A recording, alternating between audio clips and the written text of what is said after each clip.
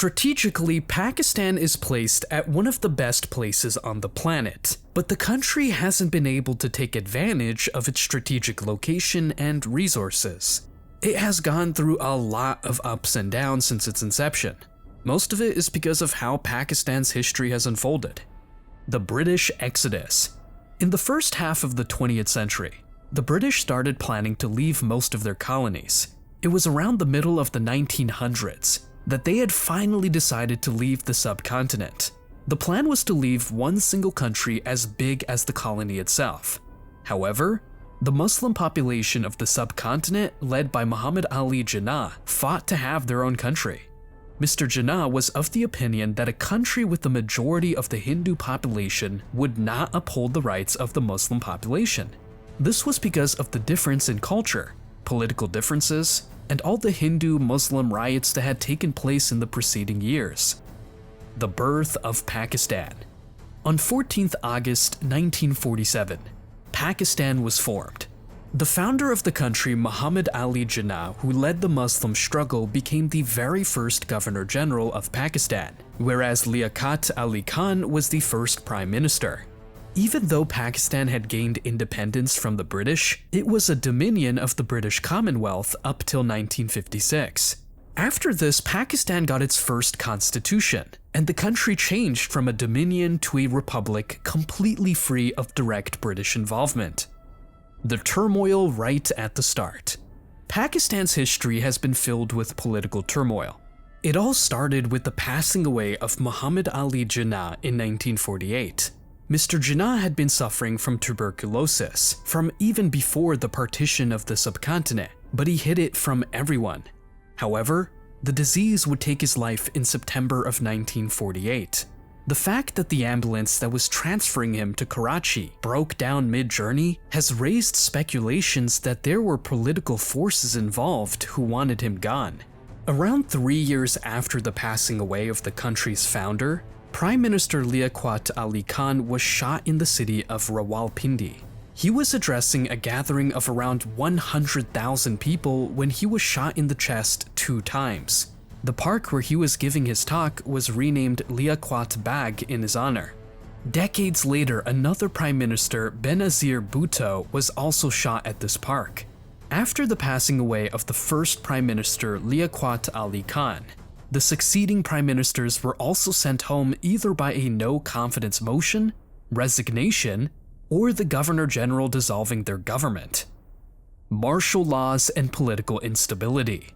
All of this political turmoil resulted in the country's political system becoming vulnerable. This gave way to the army stepping in, and General Ayub Khan became the first army dictator of the country. This would start a very bad political trend in the country, as the country would see 3 more dictators in the coming years. In the 77 years of the country, over 30 years have been martial law rules. Even though there were some positive things that happened during these dictatorships, it weakened the political system in the country and halted the progress of democracy in the country. This is why in 77 years of the country, no prime minister ever has been able to complete their term of 5 years, even if their governments complete the term. The 2013 elections were the first in the country where a peaceful transition of power took place between 2 democratic governments. Out of all the martial laws, the martial law of General Zia-ul-Haq is considered the worst. Not only did he get Pakistan involved in the Afghan war, but as per historical accounts, he also pressured the judiciary to make a decision against a very popular prime minister, Zulfikar Ali Bhutto. As a result, Bhutto was hanged. It is believed that in Pakistan, the army is the true ruler, and the prime minister is just a puppet of the army. And when the prime minister decides to go against the army declares martial law. The wars with India. Since its independence, Pakistan has been involved in multiple conflicts with India, reflecting the tensions in South Asia. The Kashmir War. Before partition, the British decided that the lands with a Muslim majority in the subcontinent were to be given to Pakistan, whereas the lands with a Hindu majority were to be given to India. Kashmir was a Muslim majority state, but its ruler, who was a Sikh, wanted a free Kashmir. However, he later on acceded Kashmir to India, which was taken as a break of trust and agreement by Pakistan. So immediately after partition, the first conflict erupted over the disputed territory of Kashmir. Following India's accession of Kashmir, Pakistan launched a military intervention to claim the region. Pakistan took control of over 30% of Kashmir. The war ended with a United Nations-mediated ceasefire, leaving Kashmir divided between the two nations, and this set the stage for future disputes. The War of 1965. In 1965, tensions escalated into a full-scale war. Pakistan launched Operation Gibraltar, attempting to foment an uprising in Indian-controlled Kashmir. The conflict quickly expanded, with both countries engaging in tank battles and aerial combat. Despite initial advances, neither side achieved a decisive victory. The war concluded with the Tashkent Declaration, brokered by the Soviet Union, which restored the pre-war situation. The War of Bangladesh Liberation.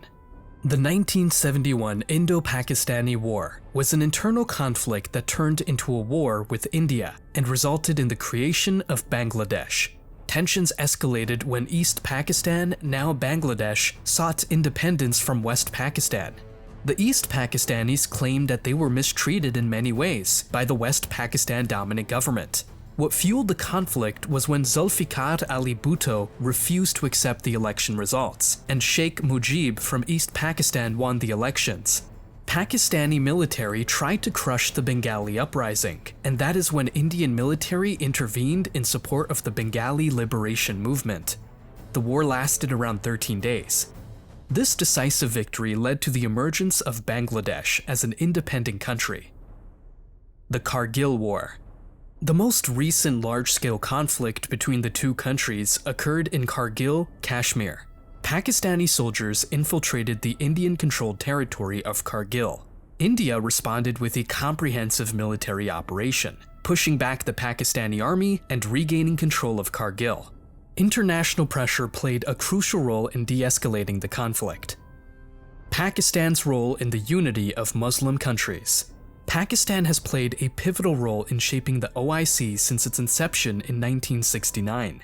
A significant milestone was the Second Islamic Summit Conference, held in Lahore in 1974, which brought together Muslim leaders to address critical issues facing the Islamic world, particularly the Palestinian cause and economic cooperation among Muslim nations.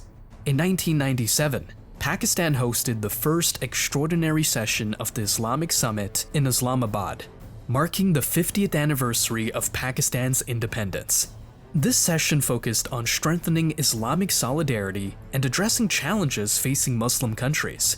These summits demonstrated Pakistan's commitment to fostering unity and cooperation among Muslim nations. The first virus for IBM PCs and compatibles was created in Pakistan to stop illegal copying of software.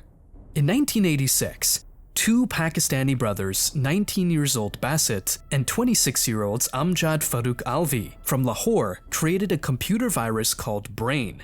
It wasn't made for malicious intent, but instead to prevent people from illegally copying their software. Unlike malicious viruses, Brain replaced a floppy disk's boot sector with a message displaying the creator's contact information, offering assistance for disinfection. It also included the brothers' names and store address. Their intention was not to cause harm or data corruption, but to protect their software from unauthorized duplication, making it a unique moment in early computer security history. The nuclear tests. Pakistan started showing interest in nuclear force back in the 1970s. However, it was in 1998 when Pakistan tested its first nuclear test. This was done in response to India's nuclear test in 1998. Both Pakistan and India consider each other arch rivals, and it was a matter of survival for Pakistan to have a nuclear power if India had one, and vice versa.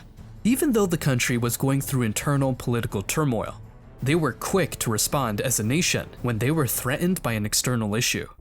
In the late 1990s, Pakistan's economy was in a great state, and it was called the Asian Tiger by then Prime Minister Nawaz Sharif.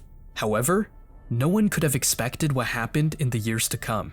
Nawaz Sharif and then Army Chief Pervez Musharraf developed differences which led to another martial law in the country, with General Musharraf becoming the new president, whereas Nawaz Sharif was exiled from the country.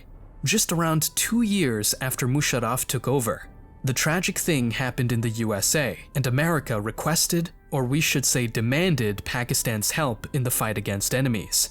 It is said that President Bush used a very aggressive tone with Musharraf on the phone and told him, "You are either with us or against us." President Musharraf also stated that Bush threatened to attack Pakistan back to the Stone Age if Pakistan did not give them land to develop their bases inside the country, seeing that he would lose American support, and America might also attack Pakistan. Musharraf agreed, and Americans used Pakistan's soil as a launching pad for their attacks on Afghanistan. The passing away of Benazir Bhutto. On December 27, 2007, Benazir Bhutto was tragically shot during a political rally in Rawalpindi, in the same place where the first Prime Minister of Pakistan, Liaquat Ali Khan, was shot. The attack occurred just weeks after her return from exile, marking a devastating moment in Pakistan's political history. Bhutto's passing away created a massive political vacuum and sparked nationwide protests. The Lawyers' Movement, which led to the end of Musharraf's dictatorship. In 2007, the Lawyers' Movement became a critical moment in Pakistan's democratic struggle.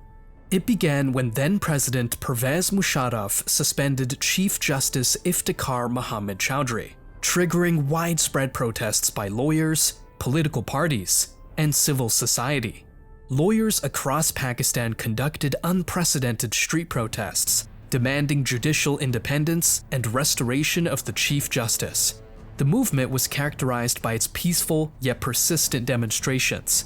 Lawyers faced severe state repression, including arrests and physical attacks, but maintained remarkable solidarity. They utilized their protests, court petitions, and media campaigns to challenge Musharraf's authoritarian actions. The movement first reached its peak in 2007, ultimately achieving its primary goal of restoring the Chief Justice and challenging military interference in judicial processes. However, Musharraf later declared an emergency in the country and arrested Iftikhar Chowdhury. After the elections, the new civil government took over, and the new president, Asif Ali Zardari, did not reinstate the Chief Justice, which led his political opponents to do a long march that forced the president to reinstate the Chief Justice once again in 2009. It represented a significant moment of civil society resistance in Pakistan, showcasing the potential for peaceful democratic transformation. Here are some more significant events and moments in Pakistan's history. Pakistan's contributions to international peacekeeping missions have been exemplary. 2005 Kashmir earthquake, which demonstrated how much unity and resilience there is in the Pakistani nation. Pakistan won the Cricket World Cup in 1992. Pakistan has won the Hockey World Cup 4 times, 1971, 1978, 1982, and 1994. Pakistan has also won the World Squash Team Championship 6 times. In addition, Pakistan has also won the World Snooker Championship multiple times. Towards a better future. Over the years, the country has seen lots of advancements, however the political turmoil is still there. This is the biggest problem in Pakistan, which has haunted Pakistan since its inception decades ago. If Pakistan wants to succeed, they would have to make their politics more stable, and all other success will follow.